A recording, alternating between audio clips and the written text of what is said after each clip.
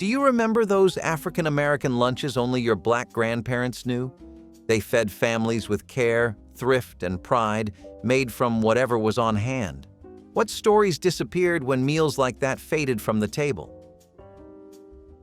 Cold fried chicken wrapped in wax paper was more than a meal. It was memory made portable. Every piece was fried golden in cast iron, seasoned by hand, and cooled just enough to keep its crisp shell. Once wrapped in wax paper, it stayed perfect for hours, whether it was packed in a lunch pail for a long work shift or taken to church picnics under a shade tree. The sound of that paper crinkling was enough to make anyone hungry. Even cold, it carried that same smoky, salty perfume, proof that good food did not need to be hot to be comforting. Fried chicken like this was cooked with love, stretched to feed many, and built to last the day. It reminded families of hands that worked hard but never forgot how to make joy out of something simple. In every bite was patience, pride, and purpose. Cold fried chicken wrapped in wax paper was a lesson in care, a reminder that even when life was hard, flavor and family never lost their place. Neckbone sandwiches were the kind of meal that turned scraps into gold. The meat, pulled from pork necks, simmered for hours with onions and a pinch of salt, came out tender enough to fall apart.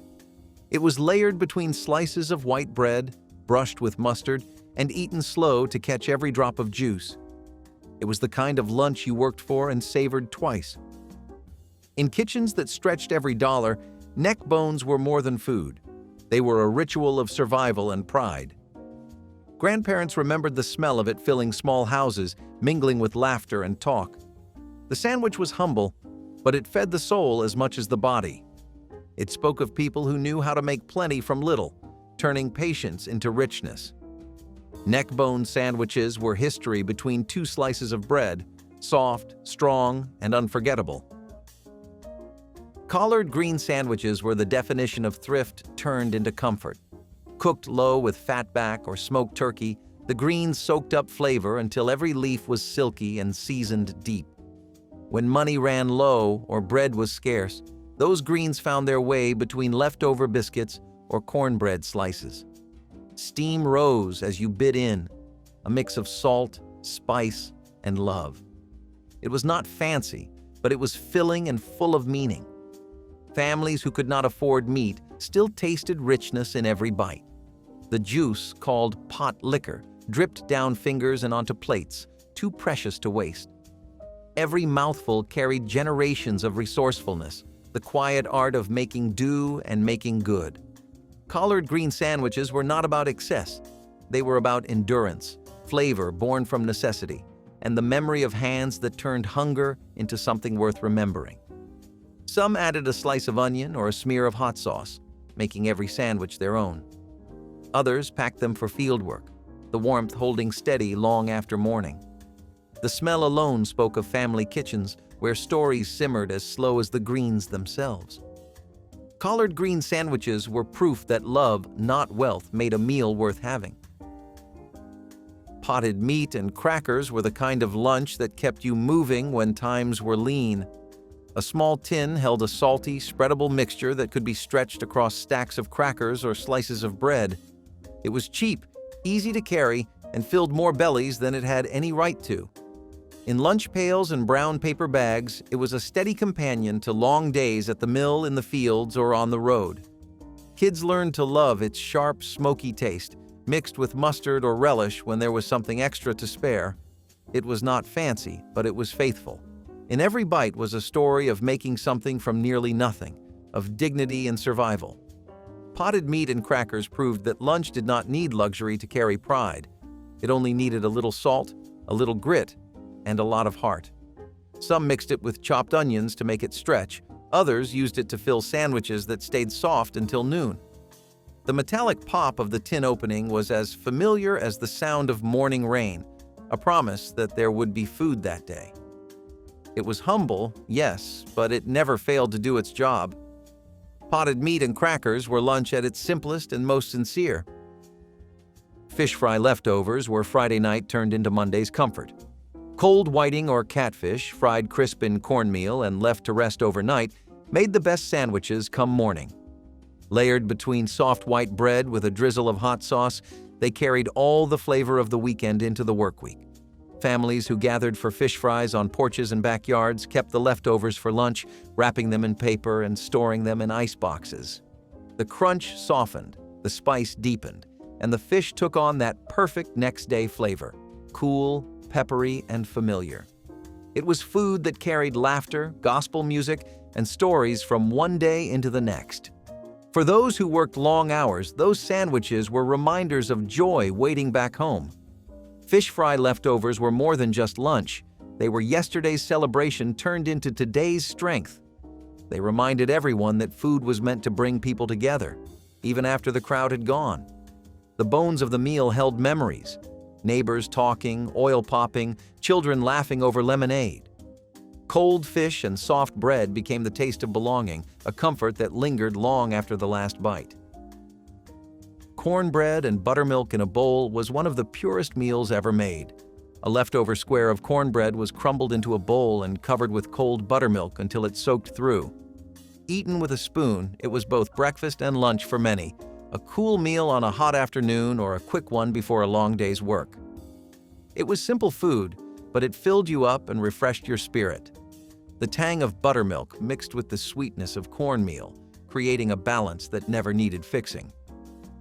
Elders swore it kept them strong, a kind of rural nourishment that required no stove, no fuss, just honesty. Cornbread and buttermilk in a bowl was humility made beautiful, a reminder that the best meals often came from what was already there. The sound of the cornbread crumbling and the first splash of buttermilk was comfort itself. It was a farmer's lunch, a grandmother's wisdom, a child's first taste of simplicity done right. Some added a sprinkle of sugar or black pepper for extra bite, but it never needed help to shine. Cornbread and buttermilk in a bowl was proof that real satisfaction came from patience, thrift, and the flavor of home. Fried bologna sandwiches were the working person's delicacy, simple but unforgettable. Slices of bologna hit a hot skillet, curling at the edges until browned and blistered. A little mayonnaise, a few onions, maybe some mustard, and lunch was done. The smell alone was enough to make mouths water, that smoky scent drifting from kitchen to porch. It was the kind of food that fed both children before school and adults before long shifts. Fried bologna sandwiches did not pretend to be fancy. They were honest, salty, and satisfying. Every family had its own way to make them special: extra crispy, doubled up, or served with chips on the side. For many, this was the taste of home and hard work, wrapped in love and grease-stained paper. Some families fried theirs in bacon grease for extra flavor, while others slapped on a fried egg to make it stretch further. You could hear the sizzle and pop as the bologna tightened in the pan, that quick kitchen rhythm every cook knew by heart. They were fast, filling, and faithful, a sandwich that never disappointed, no matter how many times it was made. Fried bologna sandwiches were a reminder that greatness often hides in simplicity, seasoned by memory and the hum of daily life. Red beans and rice plates were slow-cooked comfort served in generous scoops. The beans simmered for hours with bits of ham bone, garlic, and bay leaf, thickening into a creamy stew that filled the air with promise. Served over rice, it was a meal that could feed a family for days, stretching every dollar without losing flavor. It was lunch, dinner, and sometimes breakfast too, a dish that fit every moment of need. In black kitchens from Louisiana to Chicago, red beans and rice were symbols of home. They carried the warmth of Sunday into every weekday that followed. Each spoonful was hearty, humble, and healing. Red beans and rice were not just sustenance. They were a story of patience, pride, and the unshakable rhythm of survival. Families would gather around the pot, stirring slowly and seasoning by feel, passing down the same technique through generations. Sometimes a splash of hot sauce or a side of cornbread joined the plate, turning simplicity into perfection. It was food that taught endurance and grace, a dish that said, "We will make it through." Red beans and rice proved that faith and flavor could coexist, simmered together in one pot until they became a way of life. Okra and tomato stew was the kind of meal that felt alive. Okra sliced thin and tomatoes stewed soft came together in a pot that bubbled quietly through the afternoon. A little onion, a pinch of salt, maybe some smoked meat if you had it. And that was all it needed. The flavor was tangy, fresh, and warm, tasting of gardens and sunshine. Poured over rice or grits, it made a full meal out of almost nothing. Families gathered around the stove to stir and talk, the smell filling the house with comfort. Okra and tomato stew was resourcefulness turned delicious, proof that the simplest meals often carried the most love. It was the taste of summer preserved in every bite, a dish that tied kitchen to field and hand to harvest. When the garden overflowed, nothing went to waste. Each tomato and pod had purpose. It was humble, but it was proud, a reflection of communities that thrived on sharing and care. A bowl of okra and tomatoes wasn't just food, it was legacy, simmered long and served with laughter. Fatback and biscuit lunches were the taste of endurance, salty and rich and made to last. Strips of cured pork fat were fried crisp, tucked into warm biscuits fresh from the oven. The combination was pure satisfaction, a crunch of salt followed by the soft, buttery crumble of bread. It was food for field hands, factory workers, and anyone who needed fuel that stayed with them. Wrapped in wax paper, it fit neatly into pockets or pails, ready for long days and short breaks. It was greasy, humble, and made with pride. Fatback and biscuit lunches reminded every worker that they were valued, that home was never far even when miles away. It was the taste of effort rewarded, a meal that proved strength came not just from hard work, but from knowing how to feed it. Sometimes molasses or mustard was added for a touch of sweetness or spice, and each bite told a story of resourcefulness. These biscuits carried love as surely as they carried flavor, baked early in the morning by hands that knew routine and care. Fatback and biscuit lunches were the original power meal, built from grit, faith, and the timeless hunger for something that truly satisfies. Leftover hog maw and rice was a dish born from respect for labor, for food, and for the life that gave it. Hog maw, the lining of the pig's stomach, was cleaned carefully, boiled slowly, and seasoned with onion, garlic, and pepper until tender. Nothing was wasted. Everything was used. Mixed with rice, the rich broth clung to every grain, turning scraps into comfort. It was the kind of lunch that filled the body and quieted the mind. Grandparents remembered standing over steaming pots, watching the meat soften while stories and laughter drifted through the kitchen. Hog maw and rice tasted of thrift and pride, of making do but never settling for less. Served cold the next day in tin pails or wrapped in foil, it still carried its same warmth. Every bite told the story of a people who refused to let hunger or hardship dull their flavor for life. Leftover hog maw and rice was history you could taste, humble, hearty, and full of grace. Cold sweet potato pie slices were the dessert that turned into lunch when times demanded sweetness to keep going. Smooth, spiced, and tender, each slice tasted like memory and mercy. Children took it to school in wax paper, elders ate it on porches between chores, and everyone knew that one bite could ease a tired heart. Made with mashed sweet potatoes, butter, sugar, and a touch of nutmeg, the pie didn't need refrigeration to hold its magic. Even cold, it was soft and creamy, the crust slightly chewy at the edges. It carried the warmth of holiday kitchens into everyday life, proof that joy didn't have to wait for celebration. Sweet potato pie was the food of love disguised as thrift, sweet enough to be dessert, strong enough to stand as lunch. It reminded every generation that no matter the struggle, sweetness was still something you could hold in your hands. Ham hock beans and cornbread were the meal that filled bellies and hearts at once. Dry beans soaked overnight came to life in a pot of simmering ham hocks, onions, and bay leaves. The smoky aroma wrapped around every corner of the house, promising satisfaction long before the first spoonful. Served with a wedge of hot cornbread, it was food that stayed with you through the longest day. This dish didn't belong to luxury. It belonged to the hard-working, the faithful, and the patient. Every bean was soft, every bite of ham rich with flavor earned over hours. It was a dish made with time and trust, proof that good things waited for those who tended the pot. Families gathered around small tables with big appetites, passing cornbread and gratitude in equal measure. Ham hock beans and cornbread were the taste of sustenance, soul, and the art of stretching little into plenty. Peanut butter and syrup sandwiches were childhood's sticky treasure, the kind of meal made with what was in the pantry.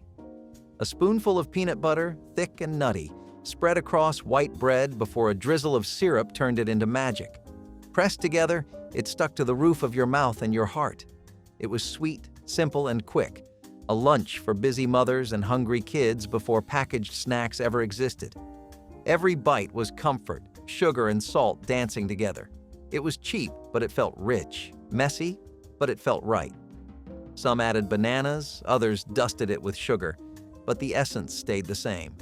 Love made visible between two slices of bread. That sandwich carried children through long afternoons of play and elders through quiet mornings of reflection. Peanut butter and syrup sandwiches were joy made easy, the taste of home on even the hardest day. Rice and gravy plates were the leftover miracle of Sunday dinners. When the roast was gone, the gravy stayed, a pot of flavor too precious to waste. Poured over warm rice, it became a whole new meal, rich and soothing. The taste was deep and slow, made from drippings, onions, and patience. It stretched one meal into three, a small victory in homes where nothing was thrown away. The smell filled kitchens with familiarity, that savory perfume of comfort and continuity. Children learned to love it early, scraping plates clean to catch every last drop. For working families, rice and gravy were a reminder that resourcefulness could taste like luxury. It was not just food. It was a memory reheated, a symbol of care and cleverness. Rice and gravy plates were proof that love could be poured, ladled, and served one spoonful at a time. Mackerel patties were the fisherman's dream reborn from a can. Cheap and hearty, they started with canned mackerel mashed with onions, cornmeal, and egg, then shaped into rounds and fried until crisp. The smell was strong, the flavor stronger, a meal that stuck to your ribs and lingered in your memory. Dressed with hot sauce or mustard, it made a humble but mighty lunch. For families on tight budgets, mackerel patties meant protein without the price tag. They were quick to make, easy to stretch, and always satisfying. Even cold, tucked between bread or eaten plain, they carried the spirit of ingenuity. It was a dish that taught resilience, a reminder that good food came from creativity, not cost. Mackerel patties were survival seasoned with pride, the perfect example of how simple ingredients, handled with care, could feed both hunger and hope. Grease gravy and biscuits were the southern heartbeat of lunch, simple, hearty, and made from what was left in the pan. After frying bacon, sausage, or fatback, the drippings were whisked with flour and milk until they thickened into creamy perfection. Served over warm biscuits, it was comfort born from necessity. Every bite was salty, smoky, and rich, a reward after long hours of work outdoors. No one wasted a drop. Every bit of grease was a blessing. The taste carried memories of cold mornings, the sound of sizzling pans, and laughter that started the day right. It was food that fueled strength, built families, and kept spirits high even when money was low. Grease gravy and biscuits were proof that sustenance could come from scraps when flavored with faith and care. Cold butter beans and ham were the quiet leftovers that never disappointed. After simmering for hours the night before, they were cooled and packed for the next day's lunch. The beans were tender and creamy, soaking in the savory flavor of ham hocks. Served cold or room temperature, they still carried that smoky depth that filled stomachs and soothed hearts. It was food that traveled easily, eaten from jars or tin bowls on lunch breaks or porches. A sprinkle of salt, a splash of vinegar, and you had a meal as good as fresh. It was practical, flavorful, and made to last, exactly what a hardworking person needed. Cold butter beans and ham were the sound of thrift meeting satisfaction, the quiet victory of knowing tomorrow's meal was already made. Fried cabbage and cornbread were the twin staples of soul and survival. A head of cabbage, sliced thin and fried in bacon grease, transformed into something smoky, tender, and full of heart. The edges caramelized just right, blending sweetness with salt and spice. Served beside golden cornbread, it was a full lunch that needed nothing else. The smell alone could fill a house with warmth. Families loved it for its simplicity. It cost little but gave plenty. It was food for both body and spirit, proof that comfort did not need extravagance. Fried cabbage and cornbread carried tradition forward, one skillet meal at a time. Hot water cornbread with molasses was the taste of country simplicity, fried golden and dipped in sweetness. Cornmeal mixed with boiling water formed quick patties, cooked in hot grease until crisp on the outside and soft within. Drizzled with molasses, it was a meal that straddled breakfast and lunch, satisfying both hunger and memory. It was quick to make, filling and rich with flavor. Field hands packed it in cloth wraps. Children ate it warm off the stove. It was humble food but deeply loved, proof that care could turn the plainest pantry into a feast. Each bite carried history, from wooden spoons to cast iron pans. Hot water cornbread with molasses was simplicity perfected, the golden taste of home that never needed more than what it already had. Leftover smothered pork chops on white bread were the kind of lunch that tasted even better the next day. Packed in foil or wax paper, the tender meat soaked the bread with thick, peppery gravy until it became one with it. Cold or slightly warm, it didn't matter. The flavor was deep, comforting, and rich with memory. Families would save the last few chops from Sunday dinner and stretch them through Monday lunches, knowing that no drop of gravy should go to waste. The scent alone could stop conversation, that unmistakable mix of onion, fat, and love. It was the food of working people who believed in never throwing away what was hard-earned.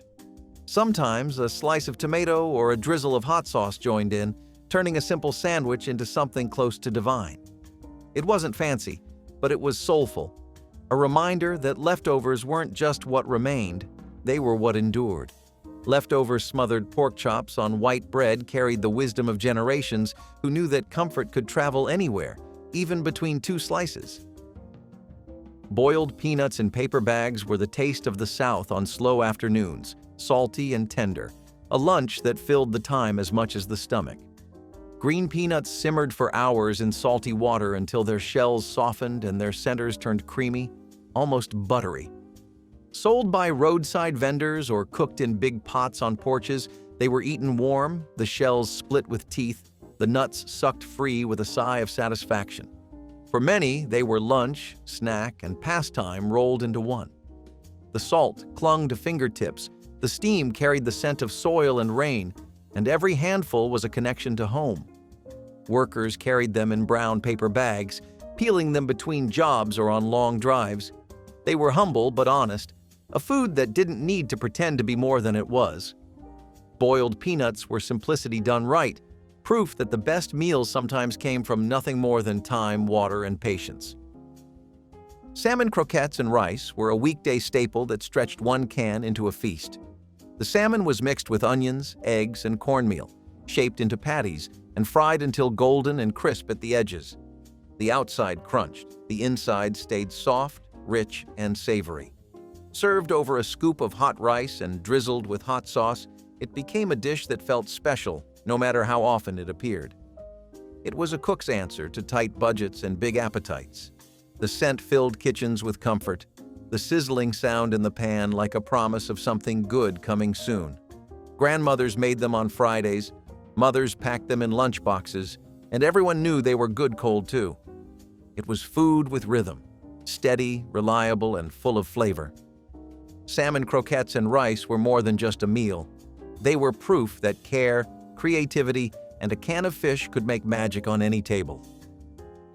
Greens and cornbread crumble was what happened when practicality met perfection. Collard greens simmered low and long with smoked meat until the broth turned dark and rich. Then came the cornbread, crumbled right into the potlikker, soaking up the flavor like a sponge of soul. It was eaten with a spoon, straight from the bowl, warm or cold, it didn't matter. This one-dish meal was the taste of thrift and ingenuity, made from leftovers but worthy of celebration. The texture was a mix of soft and hearty, every bite carrying the essence of smoky greens and golden bread. It filled you up, fed your spirit, and reminded you that abundance could be built from scraps. In homes where nothing was ever wasted, greens and cornbread crumble was both resource and reward. It wasn't just something to eat, it was something to feel, a humble harmony of earth, smoke, and love. Families often gathered around the table with bowls of it, sharing silence and satisfaction after long days of work. Some added hot sauce or onions for a little bite. Others ate it plain, savoring the depth of the potlikker. It tasted like history, like the rhythm of the kitchen passed down through calloused hands and steady hearts. Souse meat sandwiches were as old-fashioned as they were fearless. Made from pickled pork scraps pressed into jelly, sliced thin and served cold, they were a test of true Southern loyalty. The meat was tangy with vinegar, spiced with pepper and clove, and set firm from its own broth. Eaten between crackers or bread, it was salty, chewy, and deeply satisfying to those who grew up on it. For many, souse meat wasn't just food, it was heritage. It represented the resourcefulness of those who refused to waste a single part of the animal. Grandparents remembered boiling the cuts themselves, pouring the mixture into pans to cool overnight. The next day, they sliced it thin, proud of what their patience had created. Souse meat sandwiches were bold, flavorful reminders that history doesn't always taste sweet. It tastes real. It was a dish for those who honored where they came from, who understood that survival required skill and heart. Each slice told a story of endurance, of turning necessity into art. Even now, those who remember can almost smell the sharp vinegar rising from the kitchen, mingling with memories of family and perseverance. Souse meat sandwiches were not just lunch, they were living proof of strength. Fried green tomato sandwiches were the color of summer held between bread. Thick slices of firm green tomatoes were dredged in cornmeal, fried until crisp and golden, then layered onto soft white bread with mayonnaise or hot sauce. The contrast was everything: the crunch of the crust, the tart burst of tomato, the cool creaminess of the spread. It was a dish made when gardens were full and money was short, a way to turn abundance into comfort. Families cooked them in cast-iron skillets, the oil popping like applause as each slice browned. Served warm or cold, they were light but full of heart, a true Southern balance of tang and texture. Fried green tomato sandwiches were living proof that the simplest food could still taste like a feast when seasoned with care. They tasted of homegrown pride, of hands that planted, picked, and cooked from the same soil. You could hear the sizzle and smell the promise before the first bite even touched your tongue. They brought people together in kitchens and porches, laughter echoing over the sound of frying oil. Fried green tomato sandwiches were sunshine you could hold, bright, familiar, and made with love that lingered long after the meal was gone. Turkey necks with rice and onions were the quiet backbone of many weekday lunches. The neck simmered for hours in seasoned water until the meat fell from the bone, tender and flavorful. The broth thickened naturally, coating each grain of rice in savory goodness. It was the kind of meal that demanded time but paid back in comfort. A sprinkle of onion on top gave it brightness, a touch of life to the deep, meaty flavor. Grandmothers made big pots of it, feeding families for days without spending more than a few coins. It was humble, hearty, and wholesome, the kind of food that made you grateful for what you had. Turkey necks with rice and onions were patience made edible, a dish that carried both strength and softness in every spoonful. It was the rhythm of slow cooking and steady love, bubbling away while children played outside and stories were shared at the table. Sometimes a little hot sauce found its way in, other times just a pinch of black pepper. The smell alone was a kind of prayer, wrapping every corner of the house in warmth. This dish wasn't just sustenance, it was care turned tangible, the taste of time well spent and family held close. canned Vienna sausages and crackers were the working person's quick salvation.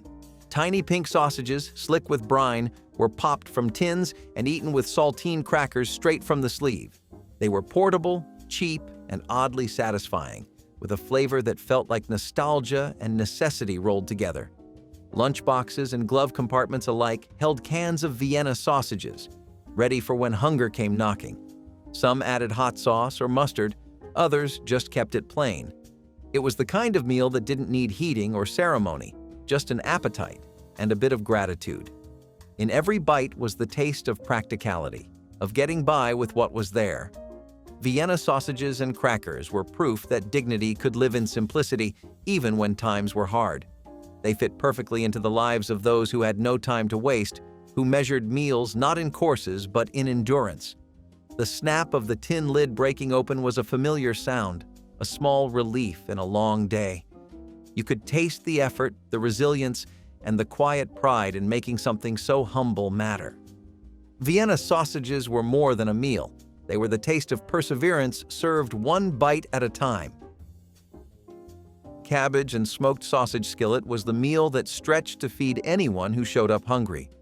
A whole head of cabbage cooked down in a pan with sliced smoked sausage, onions, and a little grease turned into a full, hearty lunch. The cabbage softened, soaking up the smoky flavor of the meat until every bite was savory and rich. It was a one-pan wonder. No waste, no fuss, just warmth and satisfaction. This dish filled bellies on cold days and made the kitchen smell like home.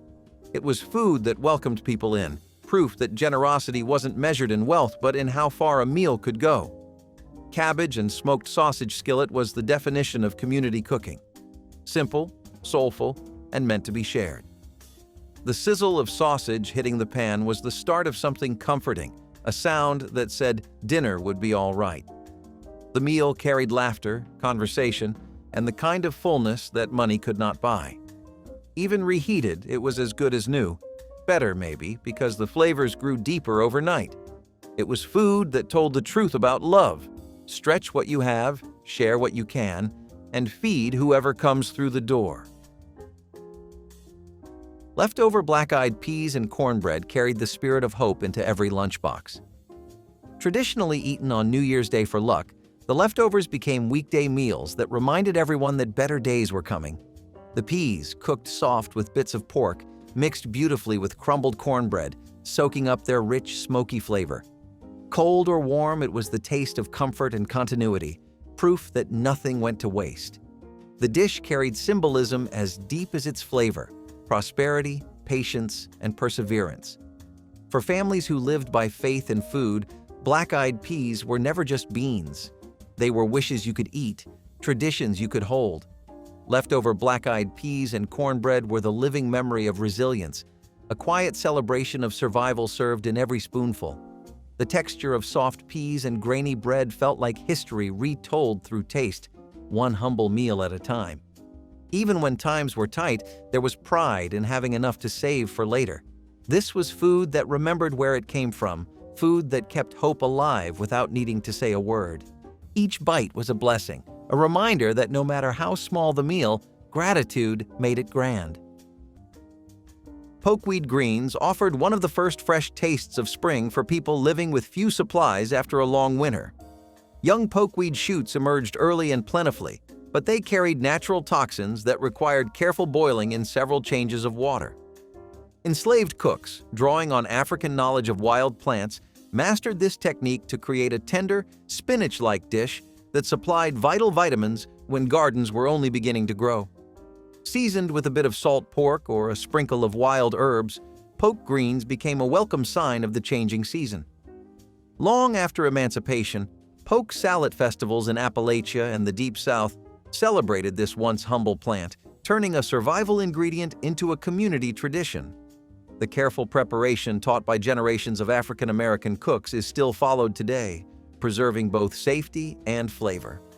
Pokeweed greens remind us that deep botanical knowledge and patient cooking transformed a potentially dangerous weed into nourishing food that helped sustain families through the hardest times. Red drink. Juneteenth punch flowed like a symbol of freedom and memory at community celebrations marking emancipation. Made from hibiscus petals or bright strawberries steeped into a deep crimson infusion, the drink stood for resilience and the blood of those who fought for liberation. Families would gather in churchyards and town squares, pouring the sweet, tangy liquid into simple cups while music and laughter filled the warm June air. Children chased each other between picnic tables as elders told the story of the first Juneteenth, reminding everyone of the hard-won joy behind the holiday.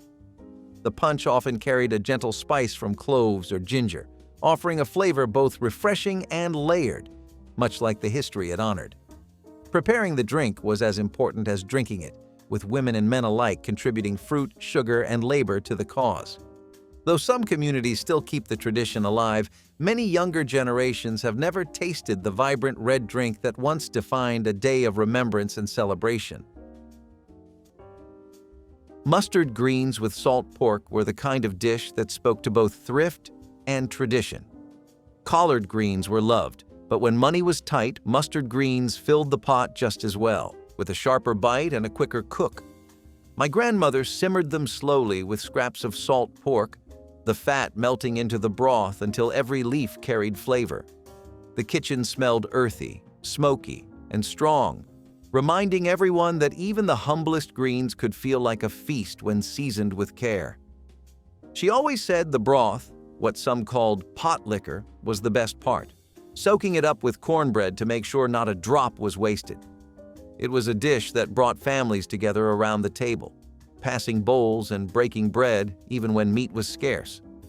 Salt pork was cheap because it was mostly fat, but it gave depth to every bite, transforming greens into comfort. In the 1960s, this was not just a side, it was supper, filling bellies after long days of work. Mustard greens with salt pork carried heritage, thrift, and resilience in one simmering pot.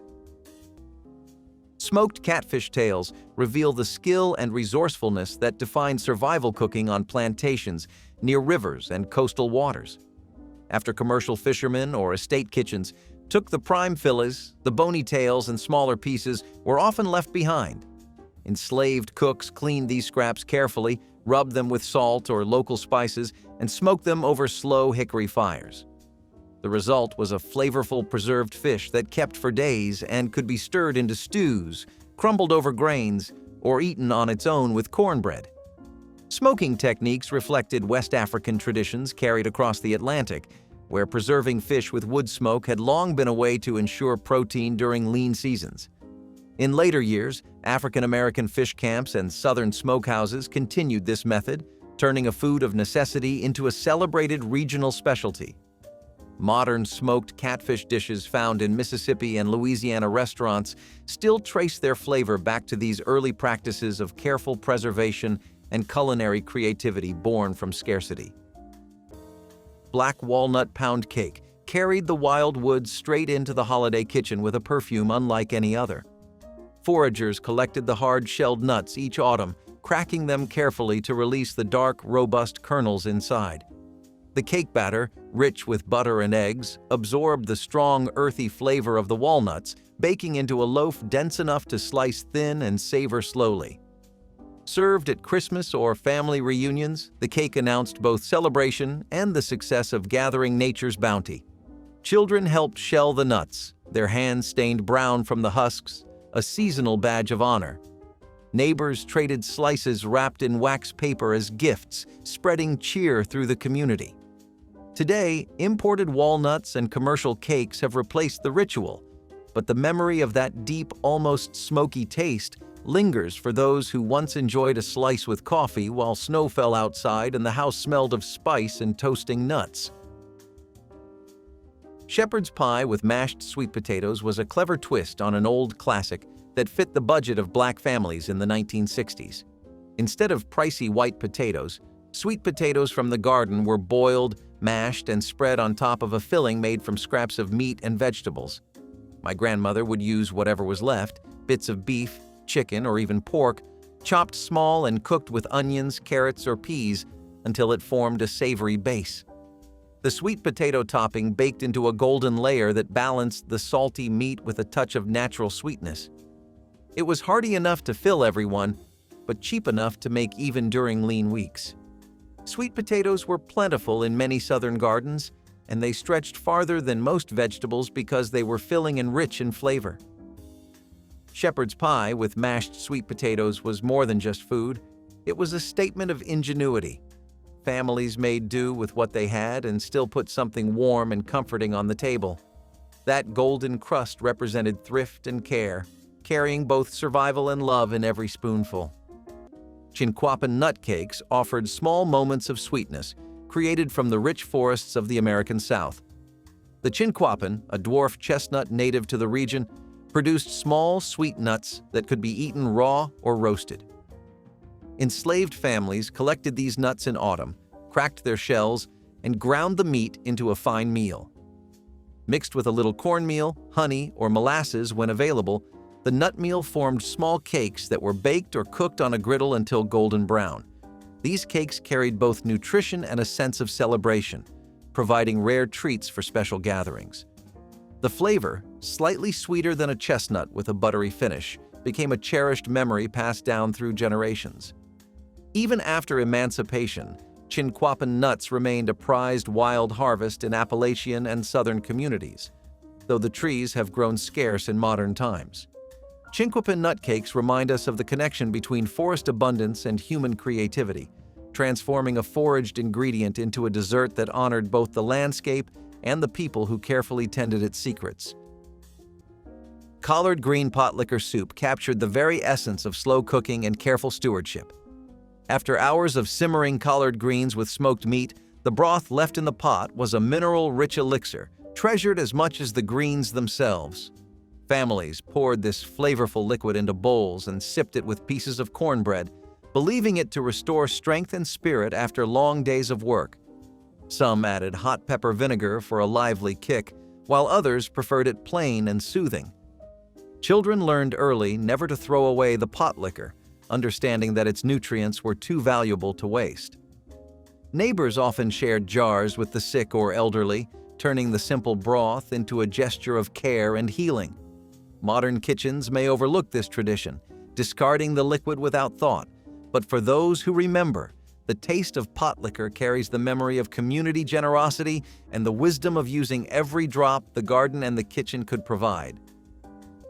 In the 1960s, Fatback and Cabbage was a reminder that flavor did not come from abundance, but from knowing how to cook with care. It was a dish that taught respect for every part of the animal and every leaf from the garden. Pork, fatback, and cabbage turned scraps into sustenance.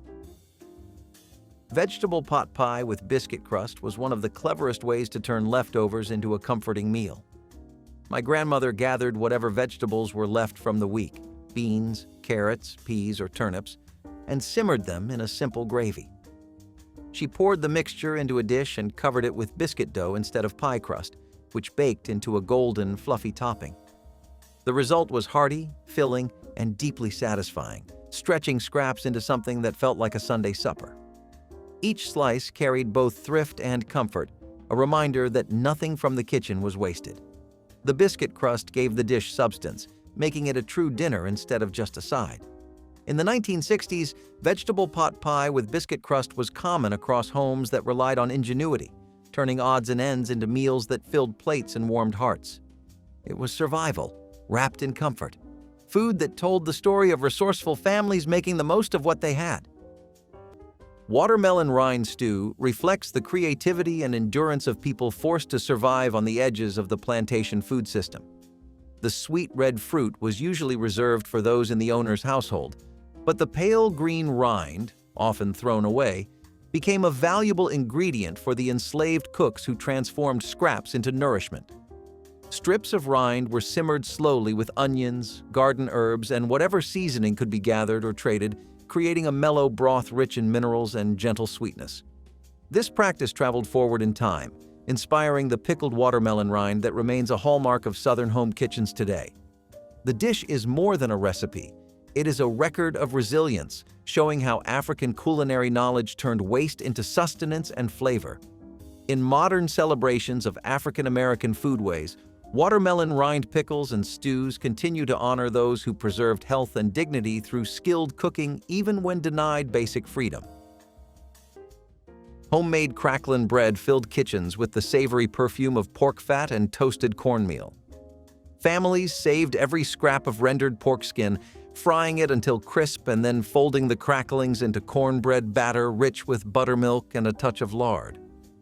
Baked in a well-seasoned skillet, the bread emerged with a crisp crust and pockets of salty crunch that delighted children and elders alike.